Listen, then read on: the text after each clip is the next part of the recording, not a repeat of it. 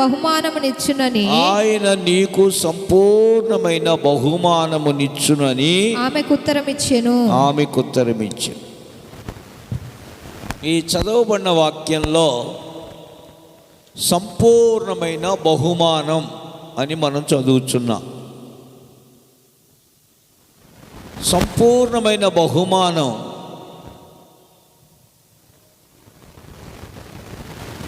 ఇవ్వడానికి ముందు ఆమె ఒకటి చేసింది. ఆమె చేసినవి కొన్ని ఉన్నాయి. చేసిన వాటిని బట్టి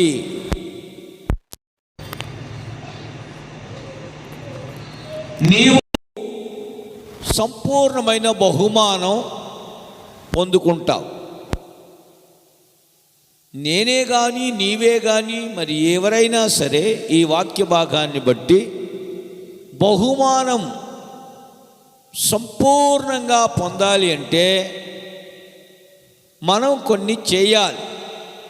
చేయుట మాత్రమే కాదు, అవి మన ఇష్ట ప్రకారంగా చేయకూడదు. మరి ఎలా చేయాలి అంటే చేతి క్రింద ఉండి చేయాలి. ఇది ప్రాముఖ్యమైన విషయం. చేతి క్రింద ఉండి చేస్తే సంపూర్ణమైన బహుమానం. ఇశ్రాయేలుల దేవుడైన యెహోవా రెక్కల క్రింద సురక్షితం, సంపూర్ణ బహుమానం. సురక్షితం అంటే ఒక కాపుదల, రెండవది సంపూర్ణ బహుమానం. ప్రియమైన దేవుని సేవకులు, విశ్వాసులమైన మనం గమనించవలసిన విషయం ఏమిటంటే ఆయన రెక్కల క్రింద ఉండాలి. అప్పుడు మాత్రమే బహుమానం సంపూర్ణంగా అనుగ్రహించబడుతుంది. రెక్కల క్రిందకి రానంత వరకు, రెక్కల క్రింద ఉండి చేయవలసినవి చేయనంత వరకు బహుమానం సంపూర్ణంగా రాదు. ఎంతమందికి సంపూర్ణ బహుమానం కావాలి? వాళ్ళు ఒక హల్లెలూయా చెప్పండి. హల్లెలూయా. అయితే మనం కొన్ని చెయ్యాలి. అవి ఏవి? ఏ సంగతులైతే పైనున్నవారు ఆజ్ఞాపిస్తారో, వారు ఆజ్ఞాపించినట్లు లేక వారు నడిపించినట్లు నడవడం వల్ల సురక్షితం, సంపూర్ణ బహుమానం దొరుకుతుంది. లేదంటే సంపూర్ణ బహుమానం దొరకదండి. బహుమానాలు 3 రకాలు. బహుమానం లేకుండా ఏం పోదు, కానీ సంపూర్ణ బహుమానం మాత్రం రాదు. బహుమానాలు ప్రాముఖ్యంగా మీరు ఎక్కడ చూసినా 3 రకాలుగా చెప్తారు. బహుమానాన్ని ఇంగ్లీష్లో ఏమంటారు? గిఫ్ట్. ఇంకా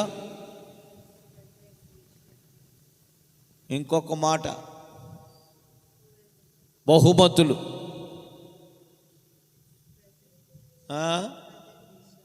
ప్రజెంటేషన్, ఇంకా ప్రైజెస్. ప్రైజులు అంటారు కదా, సింపుల్, మీకు అర్థం అవడం కోసం ఆ పదం వాడానంతే. ప్రైజులు. ఆటలు ఆడుకునే పిల్లలకు కూడా ప్రైజులు ఇస్తారు. ఏదైనా ఎగ్జామ్ పెట్టి ఆ పరీక్షలో ఎక్కువ మార్కులు వచ్చిన వారికి ప్రైజులు ఇస్తారు. ఇస్తారా ఎవరా? జనరల్గా మనకు తెలిసిందే. అందులో ఎన్ని ప్రైజులు ఉంటాయి? రైట్, చెప్పేశారు మీరే. మొదటిది ఫస్ట్ ప్రైజ్ అంటారు ఇంగ్లీష్లో. రెండవ బహుమతిని సెకండ్ ప్రైజ్ అంటారు. మూడవది థర్డ్ ప్రైజ్ అంటారు. ఫోర్త్ ప్రైజ్ కూడా ఉంటుందా? ఉండదు. ఇక ఫోర్త్ ప్రైజ్ అంటూ వస్తే ఫెయిల్డ్ క్యాండిడేట్లు అన్నమాట.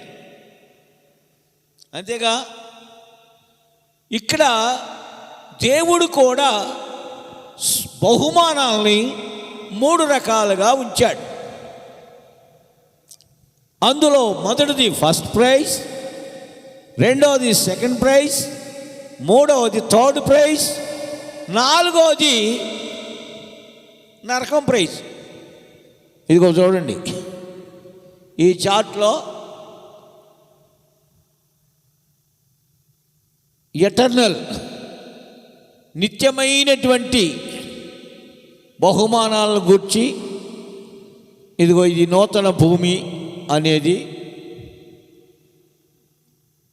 థర్డ్ ప్రైజ్, ఈ నూతన ఆకాశం అనేది సెకండ్ ప్రైజ్, ఈ నూతన యెరూషలేము సియోను అనేది ఫస్ట్ ప్రైజ్.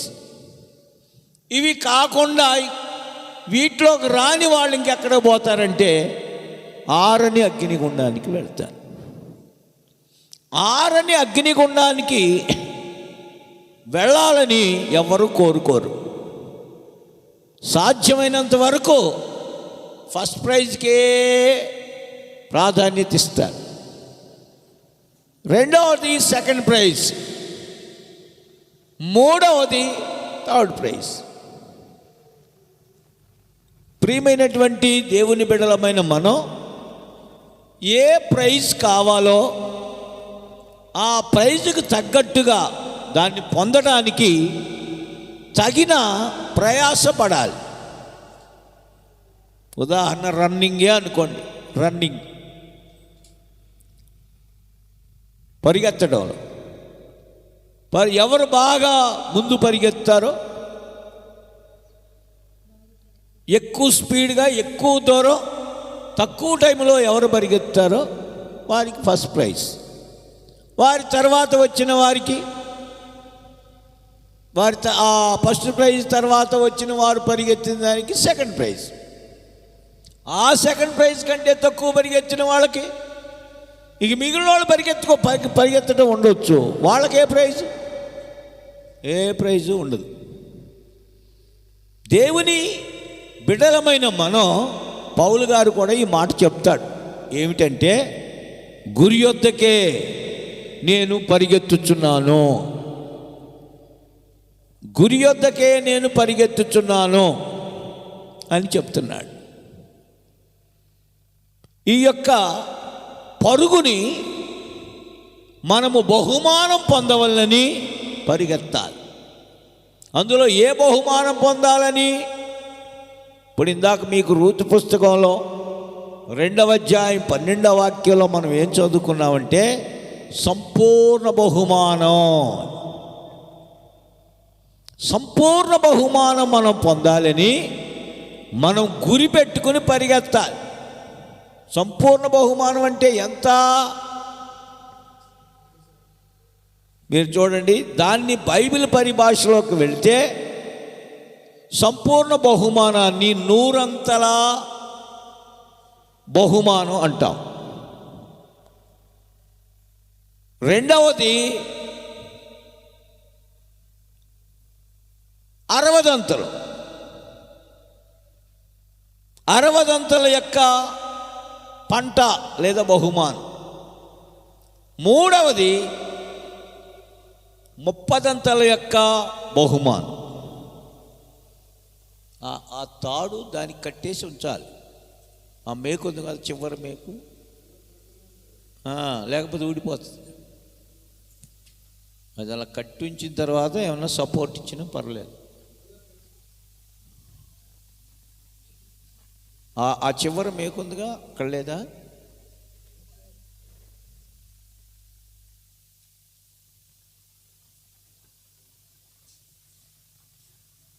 పర్లేదు, అంత ఇదేం లేదమ్మా, కొంచెం లూజ్గా ఉన్నాయేం కాదు. ఆ చివర మేకుందా, మేకు కట్టేస్తే సరిపోతుంది.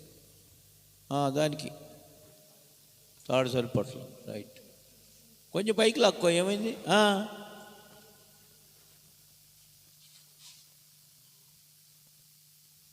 అంతే. జాగ్రత్త, నువ్వు పడిపోతావు, బాక్స్ కదులుతుంది. సరే ఆగు, బాక్స్ కొంచెం దగ్గరికి వేసుకో. నువ్వు అది పట్టుకో. నువ్వు దిగి ఒకసారి బాక్స్ ఆ మూలకు జరుపుకో. ఇంకొంచెం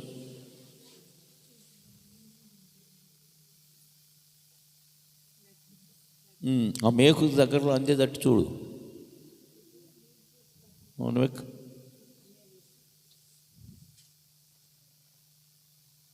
అంతే. దానికి ఒక ముడి చాలు, చిన్న ముడి ఏలాడితే చాలు.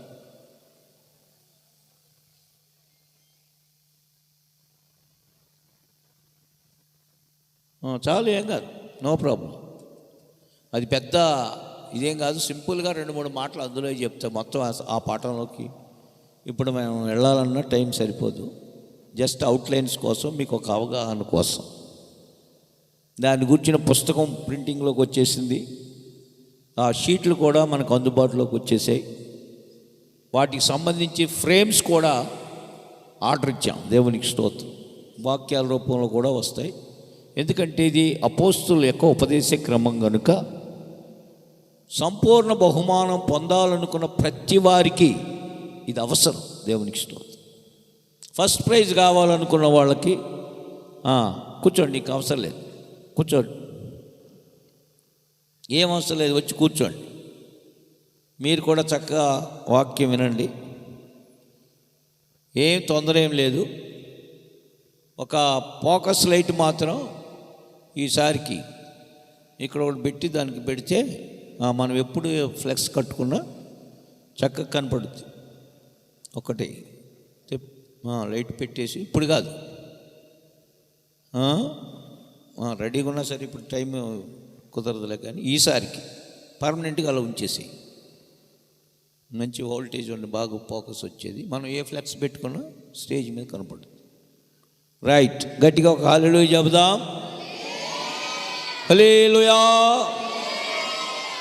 రూతు పుస్తకం 2వ అధ్యాయం 12వ వాక్యం ప్రకారం మరొకసారి బిగ్గరగా వాక్య భాగాన్ని ఎవరైనా మైక్లో చదవండి.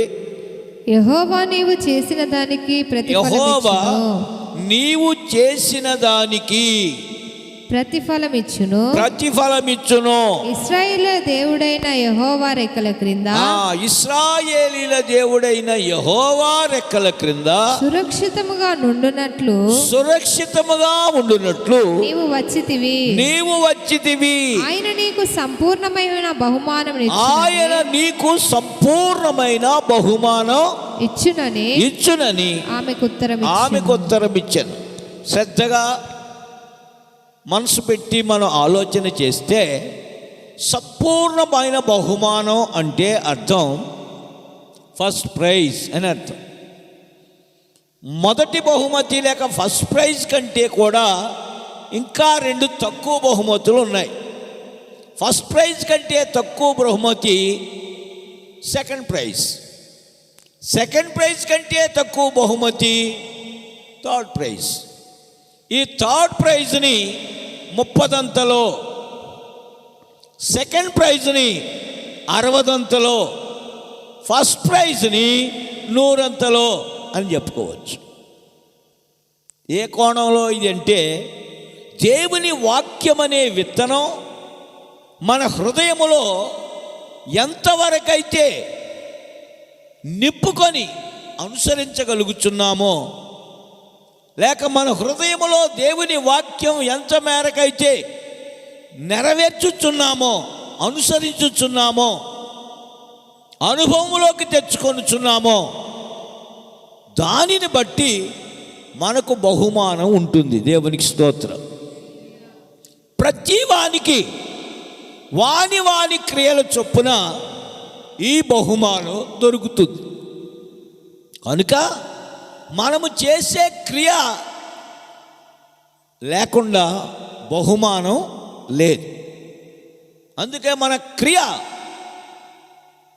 మనకు బహుమానాన్ని సిద్ధపరుస్తుంది. రూతుతో అదే చెప్తున్నాడు బోయజు. ఇశ్రాయేలీయుల దేవుడైన యెహోవా నీవు చేసిన దానికి ప్రతిఫలం ఇస్తాడు. ఏమిటా ప్రతిఫలం? ఆ రిజల్ట్ ఏమిటి అంటే ఆయన రెక్కల క్రింద సురక్షితంగా ఉండునట్లు నీవు వచ్చావు గనుక. రాని వాళ్ళకి ఇస్తానంటలేదు. ఈమెతో పాటు ఇంకొక తోడుకోళ్ళు ఉంది, ఆమె పేరేంటి, ఆమె వచ్చిందా, ఆమెకు కూడా ఇస్తానంటున్నాడు ఆ బహుమానం. అర్థమవుతుందా? అర్థం కావట్లా. నయోమికి ఎంతమంది కోడళ్ళండి? ఇద్దరు కోడల్లో పెద్ద కోడల పేరేంటి? వార్ప. రెండో కోడల పేరేంటి? రూతు. ఇప్పుడు మనం రూతుకి బహుమానం సంపూర్ణంగా ఇస్తాడు అని అంటున్నాడు ఆయన. మరి వార్పాకు కూడా ఇస్తానంటున్నాడా? ఎందుకని? ఆమె రాలే. ఆమె ఏం చేసింది? ప్రేమ ముద్దు ఒకటి పెట్టిపోయి. చాలామంది ప్రేమ ముద్దులు చేసుకుంటున్నారు ఈ మధ్య. ప్రేమ అంటే ఆజ్ఞలకు లోబడేదే, అదే ముద్దు. దేవుని ఆజ్ఞకు లోబడకుండా నువ్వు పెట్టే ముద్దు ఏమిటంటే కపటపు ముద్దు, మోసపూరితమైన ముద్దు, లేదా దొంగ ముద్దు. ఎవరు పెట్టారు? ఏదో ప్రేమ అన్నట్టుగా, బోధకుడా నీకు శుభమొగ్గుగాక అని ముద్దు పెట్టుకున్నాడు. యేసుప్రభు అంటున్నాడు ఏమని? యోధా, స్నేహితుడా, డియర్ ఫ్రెండ్. ఇంగ్లీష్లో రాస్తుంది, తెలుగులో అంత ఇదిగా లేదు. డియర్ ఫ్రెండ్, ముద్దెందుకు పెట్టావు? నిజమైన ప్రేమేనా? ముద్దు ప్రేమతో పెట్టావు, ఓకే. మరి కత్తులు గుదిలతో ఎందుకు వచ్చావు? ఎందుకు తెచ్చావు? కత్తులు గుదిలు తెస్తే ప్రేమ ఉన్నట్ట? ఏంటి చూస్తారు? కత్తి తీసుకొచ్చి అంటే అది ప్రేమేనా? కత్తి తీసుకుని వచ్చాడు. కత్తులు ఆయనగా తెచ్చింది. కత్తులతో ఉన్న వాళ్ళందరూ తీసుకొచ్చాడు. సంఖ్యలు పట్టుకుని వచ్చాడు. వచ్చి ముద్దు పెడుతున్నాడు. చూడండి, డబుల్ మైండ్,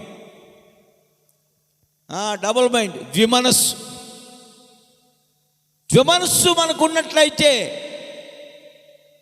మనకు ఆశీర్వాదం, సంపూర్ణ బహుమానం రాదు.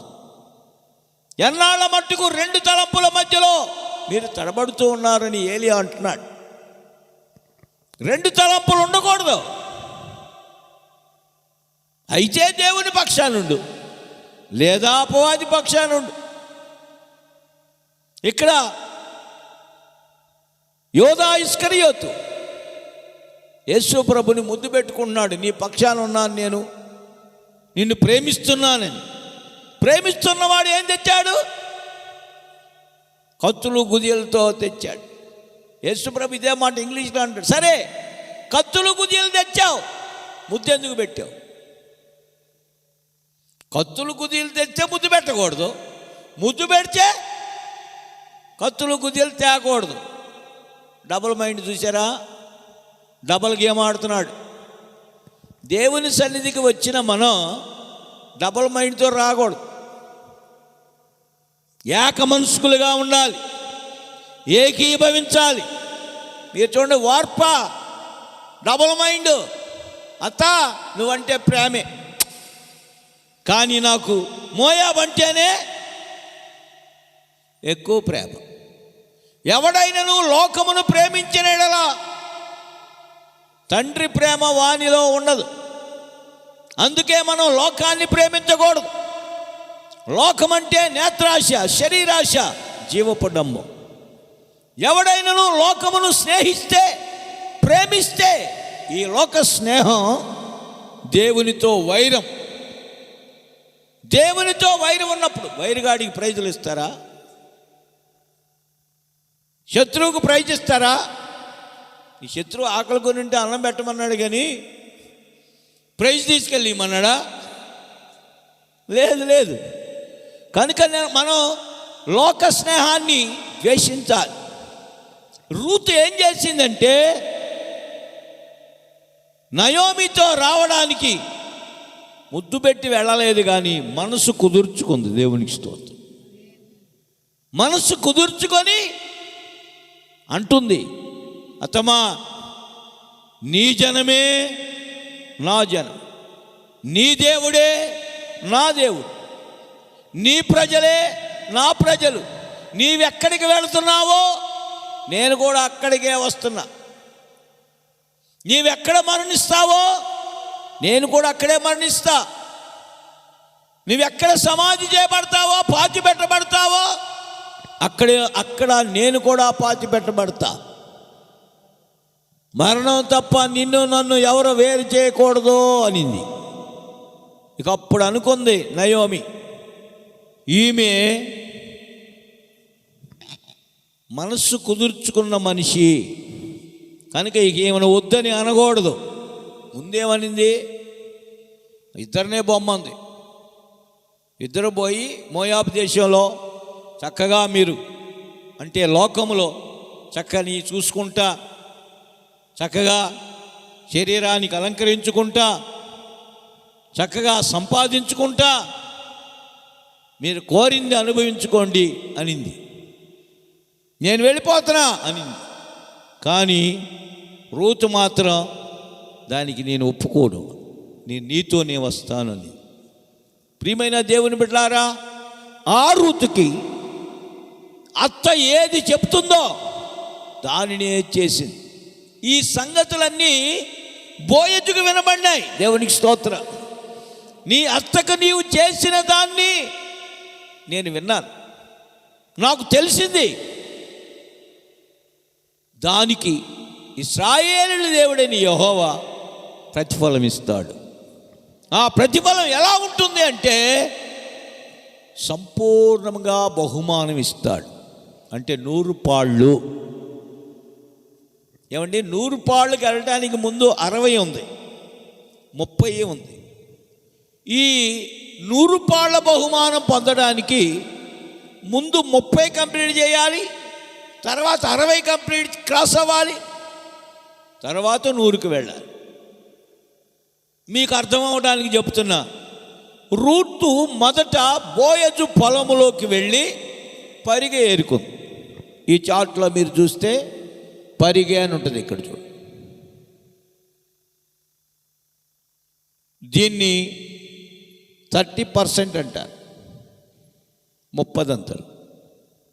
ఇదే చాట్లో రెండవది రూతు బోయజు కళ్ళములోనికి వెళ్ళింది. బోయజు అంటే ప్రభువైన యేసుక్రీస్తుకి సాదృశ్యంగా చెప్పుకోవచ్చు. రూతు అంటే నూతన నిబంధన సంఘం అని చెప్పుకోవచ్చు. ఈ నయోమి అంటే ప్రతిష్ఠితులైన అపోస్తులు అని చెప్పుకోవచ్చు. రిక్తత్వం కలిగిన వాళ్ళు, సమస్తాన్ని విడిచిపెట్టి దేవుని మీద ఆనుకొని ప్రయాణం చేసేవాళ్ళు. దేవునికి స్తోత్రం. ఈ అపోస్తుల యొక్క ప్రతిష్టా జీవితానికి నయోమిని పోల్చవచ్చు. ఈ రూతుని నూతన నిబంధన సంఘానికి పోల్చవచ్చు. బోయజుని ప్రభువైన యేసుక్రీస్తుకి పెండ్లి కుమారునికి పోల్చవచ్చు. ఈ భాగంలో సంపూర్ణమైన బహుమానం రావాలి అంటే ఇశ్రాయేలుల దేవుడైన యెహోవా రెక్కల క్రిందికి రావాలి. అప్పుడు ఆయన నిన్ను నన్ను మనల్ని హెచ్చిస్తాడు. పేతురు తన పత్రికలో ఏమంటాడంటే,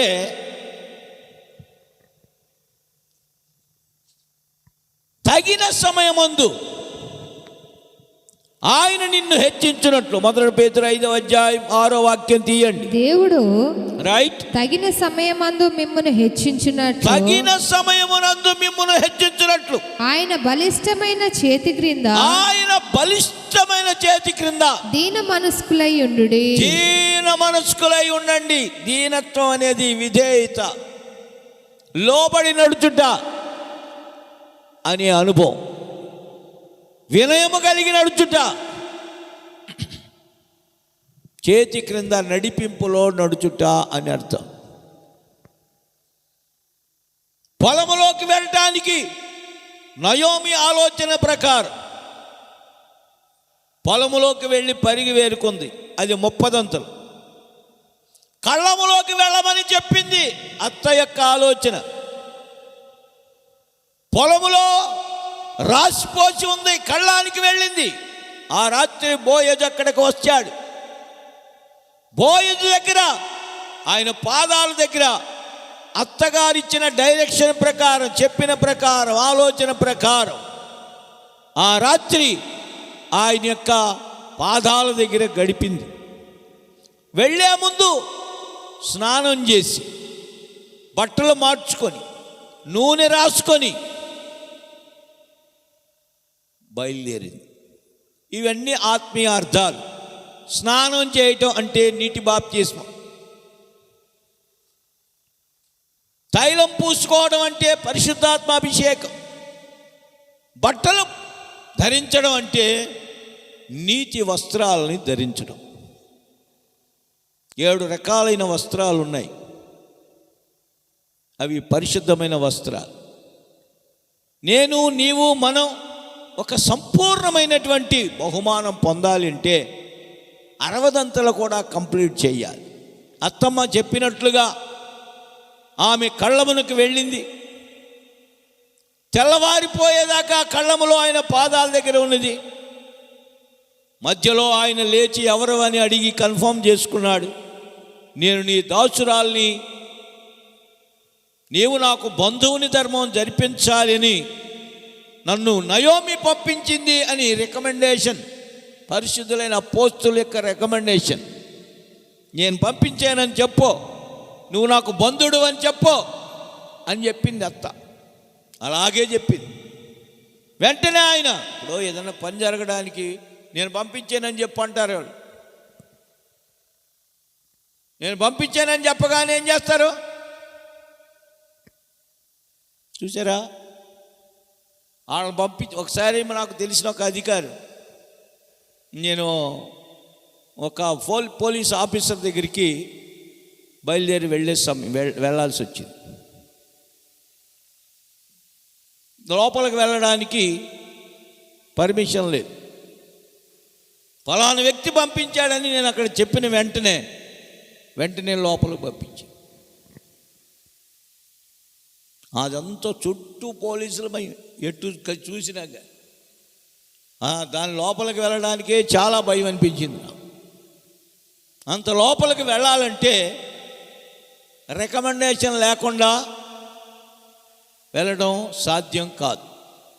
ఇక్కడ ఉన్నటువంటి ఈ పోలీస్ డిపార్ట్మెంట్ లోపలికి వెళ్ళడానికే అంత కష్టమైతే పరలోకపు యొక్క మహిమలోనికి వెళ్ళడానికి రికమెండేషన్ కావాలా అవసరం లేదా?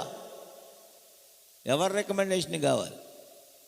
అపోస్తుల రికమెండేషన్ కావాలి. దేవునికి స్తోత్రం. ఊరికినే చేస్తారా రికమెండేషన్? నమ్మకత్వం కలిగి ఉంటే మావాడే మనవాడే అలౌ చేయండి అంటారు. అందుకనే అపోస్తుల బోధలో నమ్మకంగా ఉంటే, అపోస్తుల సహవాసంలో నమ్మకంగా ఉంటే, అపోస్తుల ప్రార్థనలో నమ్మకంగా ఉంటే, అపోస్తుల రొట్టె విరుచుట్లో నమ్మకంగా ఎడతెక్క ఉంటే వీరు నీ పక్షాన రికమెండ్ చేస్తారు. Praise lord. రికమెండేషన్ లేకుండా దేవుడు అంగీకరించు. రికమెండ్ చేయటానికి మీడియేటర్స్, మధ్యవర్తులు లేదా రాయబారులు అని చెప్పబడుతుంది. ఎవరంటే ప్రతిష్ఠించబడిన అపోస్తులు. దేవునికి స్తోత్రం. ఆ అపోస్తులకి గుర్తుగా ఉంది ఈ నయోమి. అందుకే ఆమెను అంగీకరించాడు. ఉదయకాలమే ఏం చేశాడో తెలుసా? 6 కొలలు, సూర్యుడు ఉదయించక ముందే తెల్లవారుజామున 6 కొలలు యవలు బార్లీ కొలిసి మూటగట్టి ఆమె భుజం మీద ఎత్తి పంపించేశాడు. అది 60%. 6 కొలలు బరువు తీసుకొని చిన్నగా వేరే రూట్లోకి పోలే. ఎక్కడికి వచ్చింది? అత్త దగ్గరికి వచ్చి. మీరు చూడండి, ఈ రూతు నమ్మకంగా ఉన్న కారణం చేత ఆమె 30 నుండి 60 వెళ్ళడానికి వీలైంది. లేకపోతే బోయజు పొలంలోకి వెళ్ళి నేను రూతుని, నేనే వచ్చినా, నేను అంటే రానిస్తారా? ఈ అమ్మాయిరా ముందు వెళ్ళగడ చల్, అసలు పనివాళ్ళు రానిస్తారా? ఏమేమన్నా వాళ్ళకి ఏమన్నా పరిచయం ఉన్న వ్యక్తి? ఈమె మోయాబీరాలు, పరిగెక్కడు రానివ్వరు. ఒక ఆశీర్వాదం మనిషికి కావాలంటే ఉన్నతమైన దేవునితో సన్నిహితం కలిగి ఉన్న అపోస్తులతో సహవాసం ఉండాలి.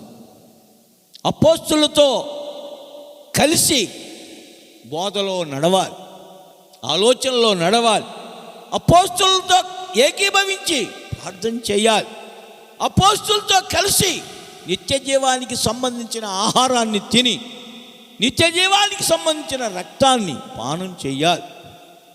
అపోస్తులంటే ఈ నయోమిలాగా రిక్తులు, ఏమీ లేనివారు, అన్నీ ఉన్నా వదిలిపెట్టి వచ్చేసిన వాడు. నయోమి మోయాబు దేశానికి వెళ్ళేటప్పుడు ఐశ్వర్యవంతురాలుగా వచ్చి నిండుగా వచ్చింది. మోయాబు నుండి వచ్చేటప్పుడు అన్నీ ఓడగొట్టుకొని పెనిమిటి పోయే, కుమారులు పోయే, ఉన్నది పోయే. ఏముంది బాబు అంటే ఏమీ లేదు. ఎవ్వరు లేరు నాకు ఇళ్ళలో, ఆదరణ నీవేగా, ఆనందము నీవేగా.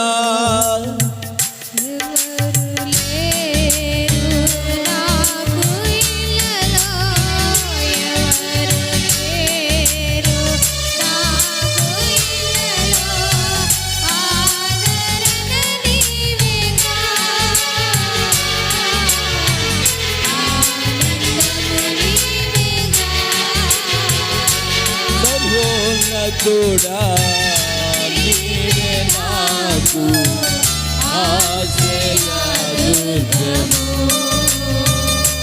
సర్వోన్నతుడా నీవే నాకు ఆశ్రయదుర్గము. సర్వోన్నతుడు అయిన దేవుడే నయోమికి ఆశ్రయ దుర్గం. దేవునికి స్తోత్రం. ఇంకా వేరే దుర్గం లేదు. ఆశ్రయం ఎవరో? బంధువులు లేరు, భర్త లేడు, కొడుకులు లేరు, ధనం లేదు, రిక్తురాలు. కానీ ఈమెకి ఆదరణ ఎవరో? దేవుడే, ఇశ్రాయేలుడైన దేవుడు. ఈమెకి ఆనందం ఎవరో? ఇశ్రాయేలు దేవుడు. ఈమెను గుర్తించిన రూతు ఆమెను వెంబడించడానికి తీర్మానం చేసి, అందుకే సంపూర్ణ బహుమానం.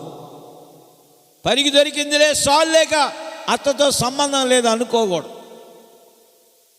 అప్పుడు నీకు థర్డ్ ప్రైజ్ వరకే వస్తుంది. Praise lord. లేదు పరిగితో ఆగను, నాకు సంపూర్ణమైన బహుమానం కావాలి అని తీర్మానం చేసుకుని 60 వెళ్ళడానికి కళ్ళానికి వెళ్ళింది. కొన్ని పనులు చేయాలి. పరిగెట్టడం అంటే మామూలు విషయం కాదు. కళ్ళు సరిగ్గా కనపడాలి. వాళ్ళకి కనపడకే వదిలేసిపోయారు. ఎవరికి? కోత కోసేవాడికి కనపడకే, కుప్పేసేవాడికి కనపడకే వదిలిపోయారు. నీకు కూడా కనపడకపోతే ఆ పనికి దొరకదు. అక్కడొక కంకి, అక్కడొక కంకి, అక్కడొక కంకి, అక్కడొక రెల్లు. అది పని. వెళ్ళి రూతక చేలో కూర్చొని కంకులారా రెల్లులారా నా దగ్గరికి వచ్చేయండి అంటే అవి వచ్చి కూర్చో. ఏరుకోవాలి, చేనంతా తిరగాలి, ఆఖరికి ఇంత దొరుకుతుంది. అది 30%. ఇప్పుడు అత్తమ్మ ఏమంటుంది? ఆ పరిగలో తీసుకొచ్చి, అత్తమ్మా నువ్వు తిను, నేను కూడా తింటా, నేను కొంచెం తింటాను, నువ్వు కొంచెం తిను. కోడల మీద జాలి కలిగి పెడితేనే జాలి, లేకపోతే జాలి ఎక్కడి నుంచి వస్తుంది? ఎవరన్నా నీకేదైనా పెట్టారనుకో, నీకు ఒక రొట్టె ఇస్తే వాళ్ళకి నువ్వు 2 రొట్టెలు పంపిస్తావు. అంతేనా కదా? వాళ్ళు నాకు పెట్టారు పాపం. ఒక గ్లాసులో నీళ్ళు ఇస్తే, చన్నీళ్ళు ఇస్తే, ఒక గిన్నెడు ఆయన మర్చిపోడట. కనుక ఈమె చేసిన దానికి, బోయజు అంటున్న మాట ఇది, నీవు చేసిన దానికి ఇశ్రాయేలుల దేవుడని యెహోవా ప్రతిఫలం ఇస్తాడు. అంతేకాదు, ఆయన రెక్కల క్రింద సురక్షితంగా ఉండడానికి నీవు వచ్చావు కనుక ఆయన నీకు సంపూర్ణ బహుమానం ఇస్తాడు. 6 కొలలు అంటే 6 ఆశీర్వాదాలు. ఇగో చూడండి, ఇది 7వది నిత్య జీవం. ఆశీర్వాదాలు ఇవి. మొదటి ఆశీర్వాదం దేవుని స్వరూపం, 2వ ఆశీర్వాదం ఏలుబడి, 3వ ఆశీర్వాదం దేవుని మహిమ, 4వ ఆశీర్వాదం దేవునితో సహవాసం, 5వ ఆశీర్వాదం అమర్త్యత, 6వ ఆశీర్వాదం స్వాస్థ్యం. ఈ 6 కొలలు. ఈ 7వది నిత్య జీవం. దానికి వెళ్తే 100 వచ్చినట్టే. ఇప్పుడు 6తోనే ఆగింది. ఆయన దగ్గరికి వెళ్ళి మనవి చేసింది.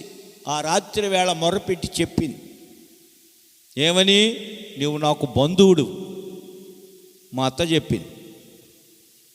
కనుక నీవు నాకు బంధువు ధర్మం జరిగించాలి. అంటే అర్థం ఏంటంటే, నన్ను నీ భార్యగా పెళ్లి చేసుకో.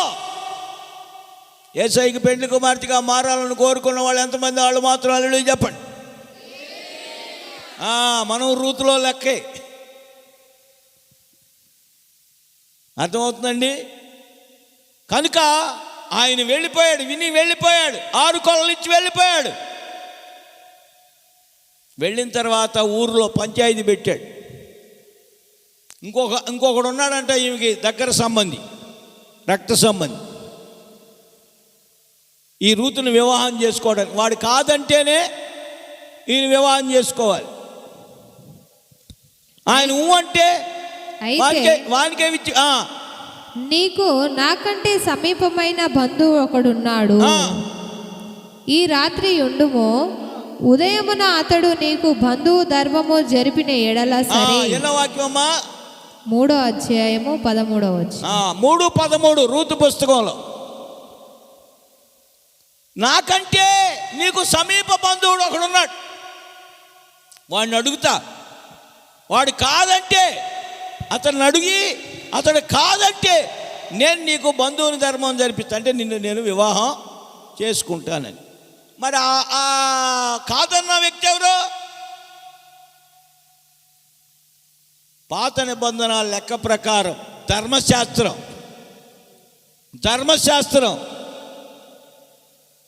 ఒక సంపూర్ణత ఇవ్వవలసి ఉంది, సంపూర్ణ బహుమానం. కానీ ఈ ధర్మశాస్త్రం అనే ఆ వ్యక్తి ఏమన్నాడంటే, నా వల్ల కాదు కానీ నువ్వే చేసుకో అన్నాడు. ధర్మశాస్త్రం దేనిని చేయజాలకపోయినా దానిని మన ప్రభువైన యేసుక్రీస్తు చేశాను. చప్పట్లు కొట్టండి దేవునికి స్తోత్రం. కనుక ధర్మశాస్త్రం ఏ మనిషికి, యాజకత్వం చేసే యాజకులకు కూడా సంపూర్ణత కలుగజేయలేదు.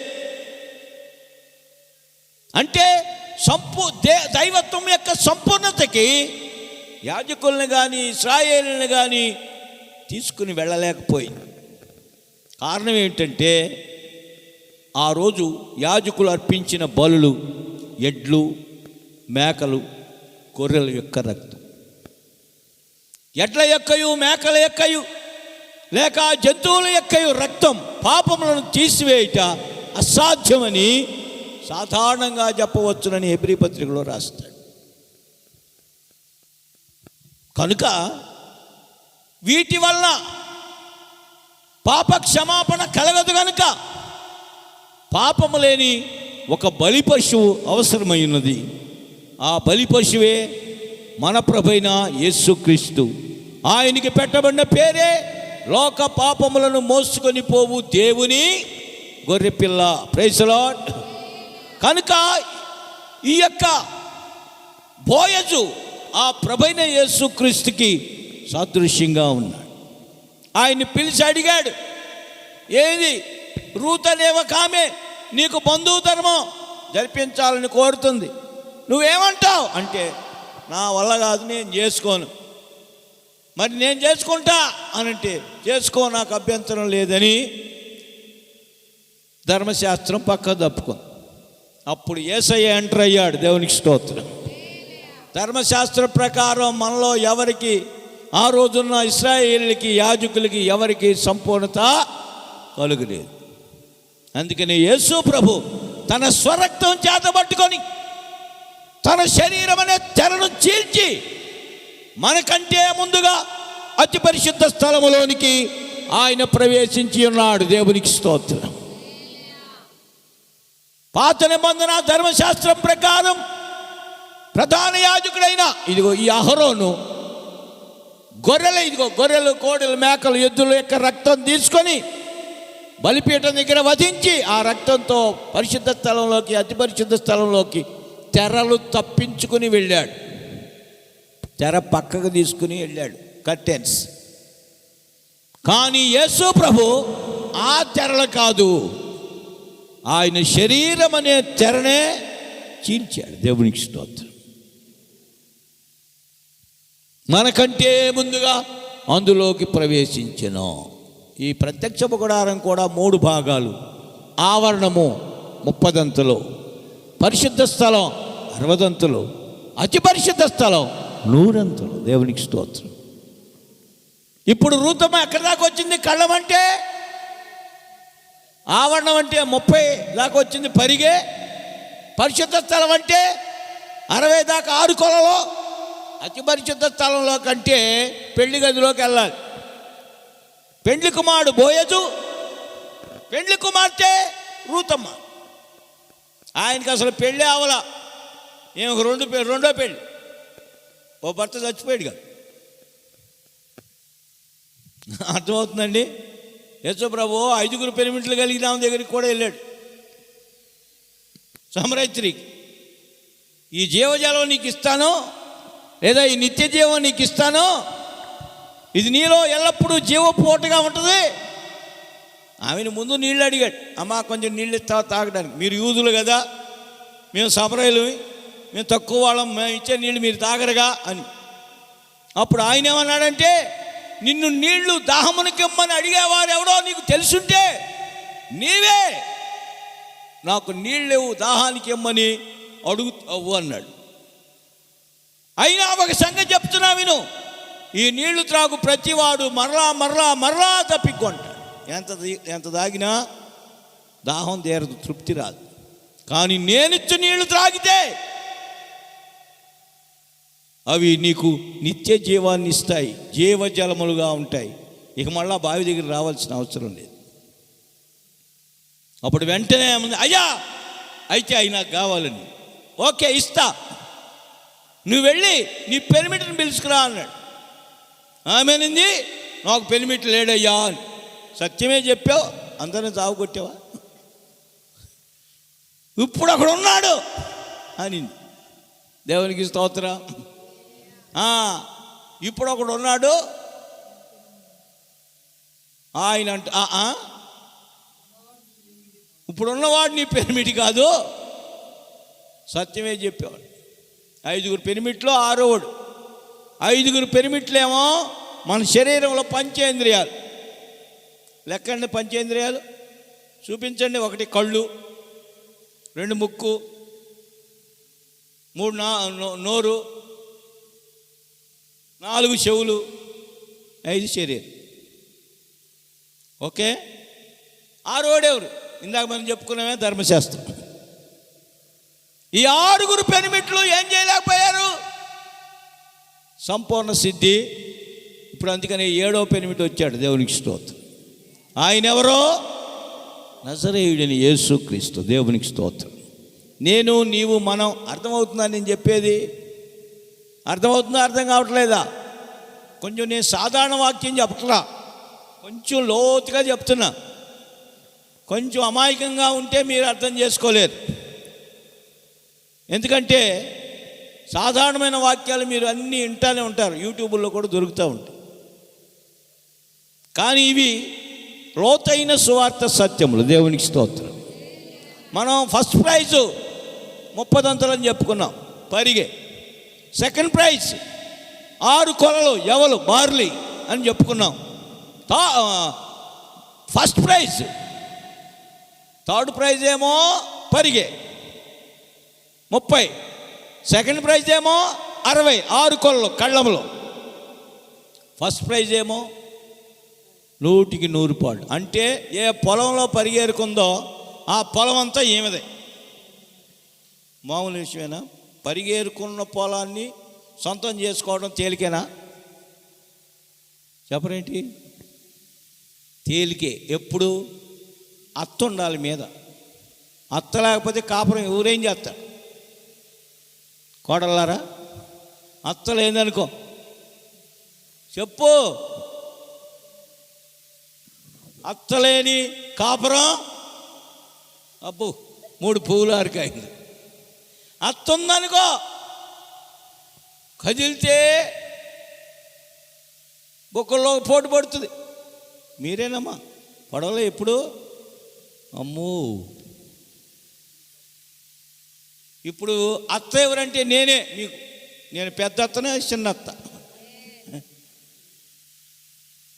మొన్న నేను ప్రార్థన చేయడానికి ఒక ఇంటికి రమ్మంటే వెళ్ళా. ఎక్కడ?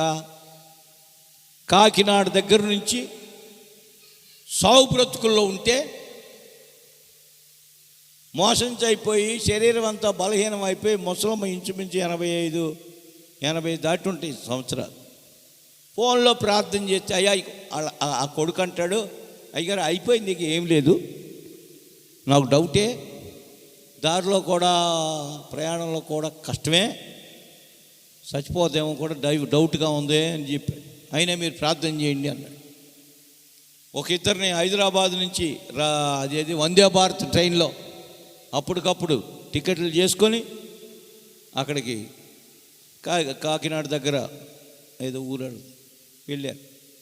ఫోన్లో ప్రార్థన చేసే, ప్రభా ప్రయాణం చేస్తున్నా, దారిలో సాగకూడదు నాయన, సహాయం చేయి, ముసలు చచ్చిపోయినా ఏం బాధలేదు కానీ సాగకూడదు నాయన, మరి కొడుకు బాధే కదా ఎంతైనా సరే అని మరి మొత్తం మీద బాగా తీసుకొచ్చినాక అయ్యా ఒకసారి ప్రార్థన చేయండి ఫోన్లో అంటే పాపం వెళ్ళి ప్రార్థన చేసి నేనే ఆ ముసలాంకి బాప్తిసం ఇచ్చి వెళ్ళి ప్రార్థన చేసేటప్పుడు 200 కానికి ఇచ్చింది నాకు. ఎంత ఇచ్చింది? ప్రార్థన చేయకముందే ఇట్టి పట్టుకుంది చేత్తో. ఇక నేను ప్రార్థన చేసి ప్రభా 200 కానికి ఇచ్చింది, ముసలిదాన్ని సాగకుండా కాపాడిన ఆయన అని ప్రార్థన చేశాను. మొన్న వాళ్ళ కోళ్ళు వచ్చి ప్రార్థనకి అంటది, అయ్యగారు నువ్వు ప్రార్థన చేసావు, ఆమె లేచి కూర్చొని తింటుంది, మరి నేను ప్రార్థన చేసింది ఎందుకు? సావాలనా? ఆమె అంటది ఏం బతుకుందంటే నన్ను చంపుతుంది. నేను నవ్వి ఊరుకున్నా. మరి మన పని ఏంటి? సచ్చినోడు చావబోతున్నాడు బతికి, ఇప్పుడు లేచి కూర్చుని తింటుందంట. ఆ కోడల బాధ ఏంటి? నువ్వేమో ప్రార్థన చేసావు, మా అత్త ఏమో బతికి, ఇప్పుడు మేము అత్తలమైన మేము మీకు బతికొంచడం బాధ కష్టమా? చెప్పండి, సావమని చెప్పండి. మీరు బ్రతికొండాలి అవసరం లేదా? ఆ కోడలు ఉంది ఏమని, మరి నాకు 200 కానుక చూసేసరికి ప్రభా బతికించిన ఆయన ముసలమ్మ ఆయన అని ప్రార్థన చేశాను. లేచి కూర్చొని తింటుందండి. ఇప్పుడు అన్నీ ఎవరు చేసి పెట్టాలి? కోడలు చేయాలి. కోడల బాధ ఏంటి? మరి చచ్చిపోయిందిలే అయిపోయిందిలే అనుకుంటే, ఆ కోడలు శరీరరీతిగా కోడలు, ఈ కోడలు ఈ అత్త ఆత్మ సంబంధమైన కోడలు. దేవునికి స్తోత్రం. ఆ కోడలు ఆ అత్త ఒకవేళ శరీరరీతిగా హింసించవచ్చేమో కానీ ఈ అత్త మహిమ కొరకు నిన్ను సిద్ధపరిచేది. దేవునికి స్తోత్రం. కనుక అత్తమ్మ చెప్పినట్లుగా, నయోమి చెప్పినట్లుగా రూతు చేసిన కారణం చేత బోయజు రూతుని వివాహం ఆడాడు. దేవునికి స్తోత్రం. వివాహం అయిన తర్వాత ప్రమాణం ఏంటి? కలిమి యందును పెళ్ళిళ్ళు చూడలేదా మీరు?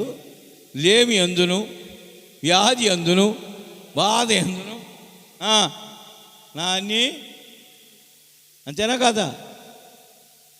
ఏం పని చేయలే, ఆ పొలం కోసం పని చేయలే, ఆ పొలం కోసం ఏ విధమైన డబ్బులు పెట్టలా, కానీ ఆ పొలానికి ఎవరు ఇప్పుడు యజమానురాలు. ఎందుకు మారింది? ప్రియమైన దేవుని బిడ్డలారా, మనం కట్టనిటువంటి నిత్య నివాస స్థలాలు, మనము అపోస్తుల యొక్క ఉపదేశ క్రమములో, సహవాసములో, ప్రార్థనలో, రొట్టె విరుచుట్లో మనం ఎడతెక్క ముందుకు సాగినట్లయితే మన కొరకు మనుషుల చేతి పని కాక దేవుని చేత కట్టబడిన నిత్య నివాస స్థలాలు మన కొరకు దేవుడు సిద్ధపరచుచున్నాడు.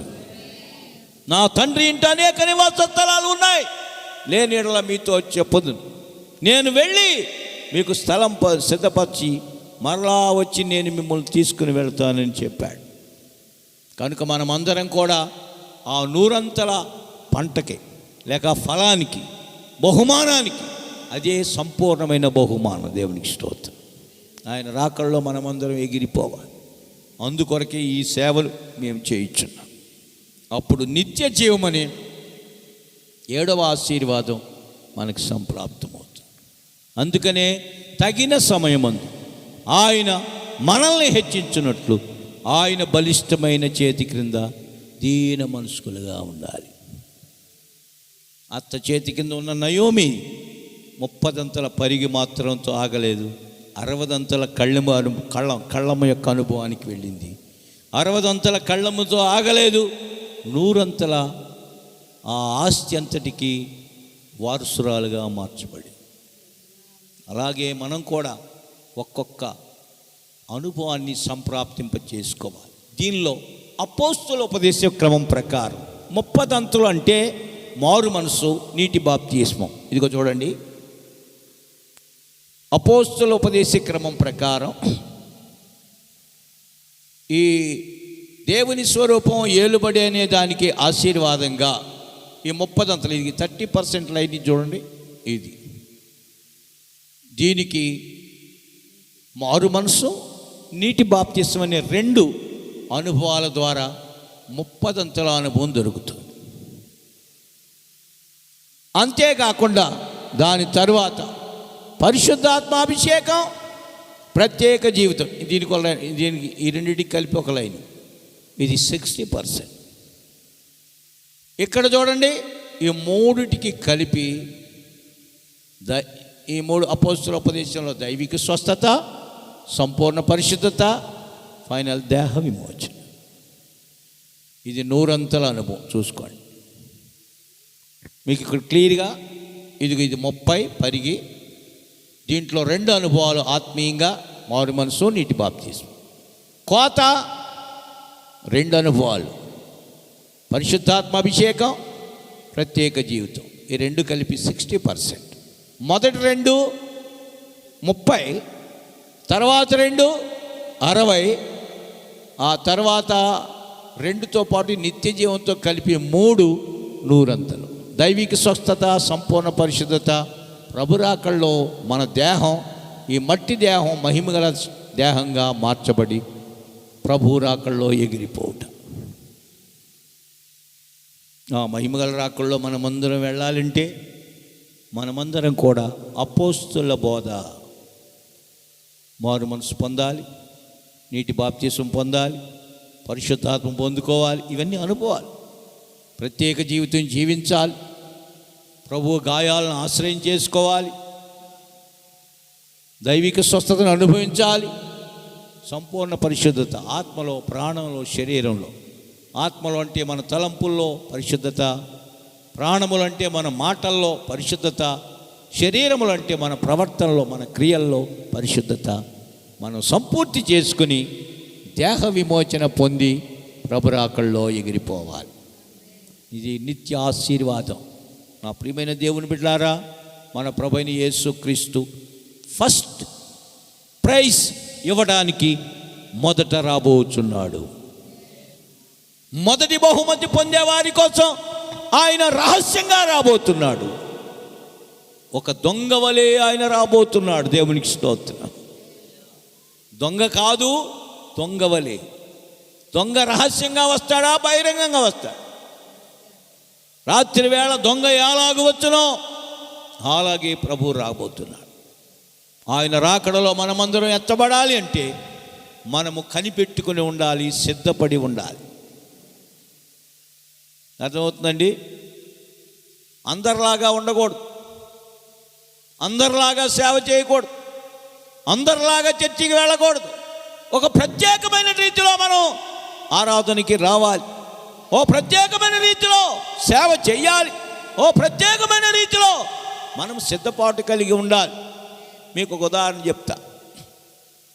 ఒకసారి ఒక తోటలోకి, ఒక పెరట్లోకి, ఇంట్లో ఉన్న కాంపౌండ్ వాల్ లోపల ఓ దొంగోడు వచ్చాడు.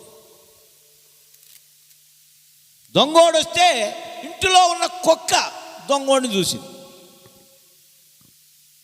దొంగోడిని చూసి కుక్క మీద కూడా ఊరుకుంటుందా? మొదలెట్టింది ఇక మరుగుడు, బౌ బౌ బౌ బౌ. ఒరే ఇదేంద్రా బాబు, దొంగతనం చేద్దామని వస్తే ఇది ఎలా మరుగుతుందని, దీనికి కాసేపు మరుగైపోదామని ఆ పెరట్లో ఉన్నటువంటి ఒక జామ చెట్టు ఉంటే దాని మీద ఎక్కాడు. జామ చెట్టు కొమ్మల మీద కూస్తున్నాడు, ఆకుల్లో, ఆ గుబురులో కనబడకుండా. కానీ కుక్క మాత్రం దొంగోడు చెట్టు ఎక్కడం చూసింది. దాని వెంక చూసి, వాడి వెంక చూసి అలాగే బో బో అని మరుగుతానే ఉంది ఆపట్ల. ఈ కుక్క శబ్దం అరుపు విన్న పక్క గల్లీలో, పక్క వీధిలో ఉన్న కుక్కలు విన్నాయి. అవి కూడా మొదలెట్టినాయి. ఏమని? బౌ ఓ బౌ. ఆ గల్లీలో ఉన్న కుక్క ఈశ్వరం విని ఆ కుక్కలు మొదలెట్టినాయి. మొత్తం ఊర్లో ఉన్న కుక్కలన్నీ, గల్లీకి ఉన్న కుక్కలన్నీ మొదలెట్టినాయి. ఏంటి? అరుపు. అవి కాసేపు బౌ బౌ బౌ బౌ అని అరిచి ఎక్కడిదక్కడ కాళ్ళు కిందకి వేసుకుని తలకాయ పెట్టుకుని పడుకున్నాయి. కానీ ఈ కుక్క మాత్రం ఆపల, మొరుగుతానే ఉంది. ఆ కుక్కలకి ఈ కుక్కకి మరగటంలో తేడా ఏమన్నా ఉందా?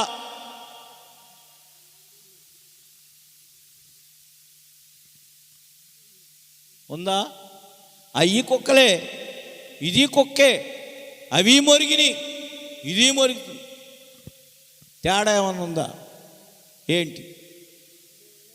ఈ కుక్కకి దొంగోడు కనపడుతున్నాడు, మరి ఆ కుక్కలకి? కొన్ని కుక్కలు దర్శనం లేకుండా మొరుగుతూ ఉంటాయి, దర్శనం లేకుండా పాట పాడతాయి, దర్శనం లేకుండా ప్రసంగం చేస్తాయి. అంటే దొంగోడు కనపడకుండా ప్రార్థన చేస్తాయి. ఉన్నాయా లేవటండి కుక్కలు? ఆ ఊర్లో ఉన్నాయి, మరి ఆ గల్లీల్లో ఉన్నాయి. ఈ కుక్క మాత్రం దొంగోడిని చూసి ఆ రాత్రి అంతా ఇంచి కథలు ఇలా. ఎవరిని? దొంగని. ఎందుకని? అందుకే నీకు నాకు మనకు ఒక దర్శనం ఉంటే దొంగవలే వస్తానని చెప్పిన యేసయ్య మీదే మన కను దృష్టి పెట్టుకుని మరుగుతూ ఉంటాం. మరగడం అంటే ప్రార్థన చేయి. ప్రవక్తల గురించి చెప్తాడు, వాళ్ళు మొరగలేని మోగ కుక్కలు అని. మనం ప్రార్థనలో పోరాడాలి, ప్రభు రాకడలో ఎత్తబడడానికి దర్శనం కలిగి. యేసయ్య కూడా ఈ మాట చెప్పాడు. మెలకువగా ఉండి ఆయన కొరకు, ఆయన రాకడలో ఎత్తబడటం కొరకు ప్రార్థన చేయండి. దేవునికి స్తోత్రం. కనుక మెలకువగా అంటే తెల్లవారు నిద్ర లేకుండా ఉండమని కాదు. మనం మెలకువగా ఉండి ప్రభు రాకడను గూర్చిన సూచనలు లోకంలో జరుగుతున్నాయి. యుద్ధాలు, భూకంపాలు, కరువులు, తెగుళ్ళు భయంకరమైనవి. ఈనాడు న్యూస్ పేపర్లు, ఈనాడు టీవీల ద్వారా, ఈనాడు ఈ సామాజిక మాధ్యమాల ద్వారా, ఎలక్ట్రానిక్ మీడియా ద్వారా ఏ చిన్నది జరిగినా ప్రపంచంలో ఊరికే బయటకు వచ్చేస్తాం. ఎక్కడ చూసినా గొడవలు, అల్లర్లు, హత్యలు, మానభంగాలు, వ్యభిచారం, భయంకరమైన దోపిడీలు. ఇళ్లలో దోచుకోవడం వదిలిపెట్టి ఇప్పుడు కంప్యూటర్ ద్వారా దోచుకుంటున్నారంట. ఎందుకంటే ఆ ఫోను దాంట్లో ఎవరికైనా ఫోన్ చేద్దామంటే వస్తుంది. మీ దాన్ని హ్యాక్ చేయకుండా ఉన్నట్లు. ఓరి అబ్బా, దొంగలు ఎలా తయారైపోయారు చూసారా? ఇవన్నీ చూస్తున్నప్పుడు యేసయ్య రాకడ సమీపంగా ఉందని మనం గుర్తుపెట్టుకోవాలి. దేవుని ఇష్టం. ఆయన రాకడలో మనమందరం ఎత్తబడాలి. అందుకనే మనమందరం బలిష్టమైన చేతి క్రింద దీన మనస్కులమై అణిగి ఉన్నట్లయితే ఒక క్షణంలో ప్రభు వచ్చినప్పుడు మనం ఆయన మహిమగల రాకడలో మహిమగల పోలికతో ఎగిరిపోవటానికి వీలవుతుంది. అలాంటి సిద్ధపాటు మనందరికీ దేవుడు దయచేయునుగాక. అందరం మోకరించండి, ప్రార్థన చేసుకుందాం. అందరు కళ్ళు మూయండి. ఒక చిన్న తీర్మానంతో కూడిన ప్రార్థన చేసుకుందాం. Hallelujah, hallelujah, praise the lord, praise the lord. దయచేసి ఒక్క క్షణం లేచి నిలబడండి. అందరూ దయచేసి లేచి నిలబడండి. చేతులు పైకెత్తండి. 30 దంతలతో తృప్తి పడకూడదు నా ప్రియమైన దేవుని బిడ్డ. 60 దంతలతో తృప్తి పడకూడదు నా దేవుని బిడ్డ. నా ప్రియ స్నేహితుడా, స్నేహితురాలా, నా ప్రియ సహోదరి, సహోదరుడా, నిరంతర అనుభవం మహిమగల పెళ్లి కుమార్తెగా ఫస్ట్ ప్రైజ్ మనం సాధించాలి. ప్రభువుతో కూడా ఆయన సింహాసనానికి మనం వెళ్ళిపోవాలి.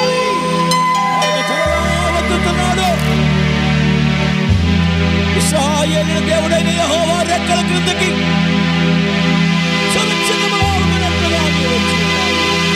ఆయన నీకు సంపూర్ణమైన బహుమానం ఇచ్చును. బహుమానం నేను నీవు మనం పొందాలి. కొద్దిమంది అయినా పర్వాలేదు. ఇరుకు మార్గంలో కొద్దిమంది ప్రవేశిస్తారు. విశాల మార్గంలో ఎక్కువ మంది వెళ్తారు. వీధిలో కుక్కలన్నీ మరిగాయి, కానీ దర్శనం లేకుండా మరిగాయి. కానీ ఈ ఒక్క కుక్క మాత్రం సరైన దొంగను గుర్తించి మరుగుతున్నది. అందరూ నోరు తెరిచి, ప్రభా నాకొక దర్శనం దయచేయి, నాకొక విధేయత దయచేయి. దర్శనం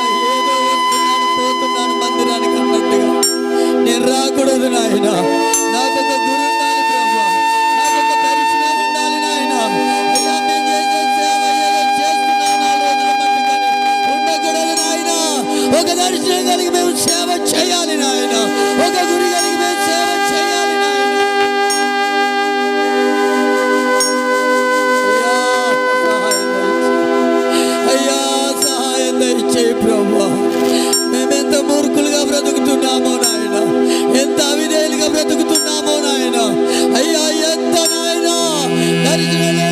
బ్రతుకుతున్నాము.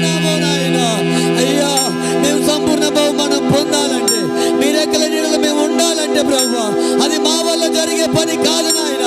మమ్మల్ని నడిపించే ఒక నయము లాంటి అంతలాంటి అపోస్తులు మా మీద ఉండాలి నాయన. మమ్మల్ని నడిపించాలి నాయన. మాకు ఆలోచన ఇచ్చే అపోస్తులు ఉండాలి నాయన. మమ్మల్ని నడిపించే అపోస్తులు ఉండాలి నాయన. మాకు బోధించే అపోస్తులు ఉండాలి నాయన. మమ్మల్ని బోయాజు దగ్గరికి చేర్చే అపోస్తులు లాంటి నయములు మా మీద ఉండాలి నాయన.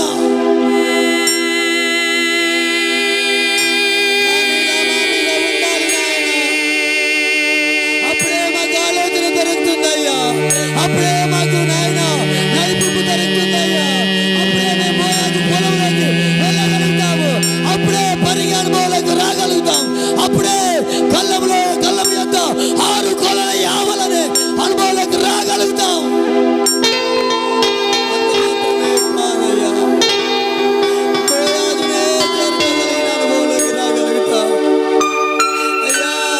మమ్మల్ని మీరు ప్రేమించారు కనుక ఈ 30 అనుభవం దాటాలని కోరుకుంటున్నారు. మీరు మమ్మల్ని ప్రేమించారు కనుక 60 అనుభవం దాటాలనుకుంటున్నారు ప్రభువా. 100కి 100 అనుభవంలోకి మమ్మల్ని నడిపించయ్యా. అయ్యా తగిన సమయమందు ఓ రబా శరబలదిన రబల రబ ఓ రబా శరబలదిన రబలదిన రబ